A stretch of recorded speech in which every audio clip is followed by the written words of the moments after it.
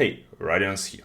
It's quite a frequent UI pattern to add a delimiter between elements. For example, a dot or a slash between pieces of text, or a line separating sections on the page.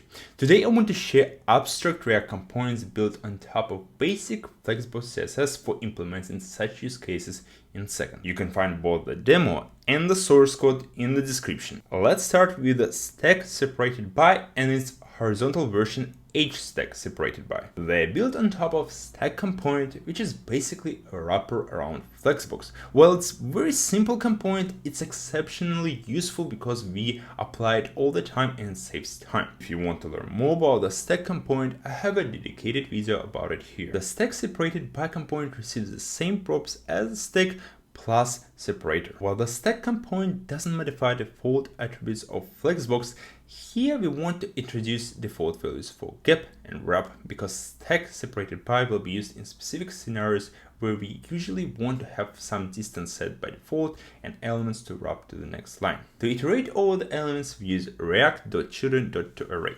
It will also remove null elements, but there is a caveat. If one of the children is a component that returns null, we won't be able to recognize. Be aware of this, but usually it's not a problem since we use stack separated by for a simpler use cases where we pass pieces of text rather than complex components. The stack separated by is a simple wrapper around the previous component that set direction to row and introduces default value for align items. Now let's look at the situation where we have elements in a column where we want to use a line as a separator between sections. While it's also built on top of the stack component, it uses simple CSS to add a border bottom and padding button to all children except the last one. Here we don't want to use the same approach as the stack separated by, since children would be usually a more complex component that might return null.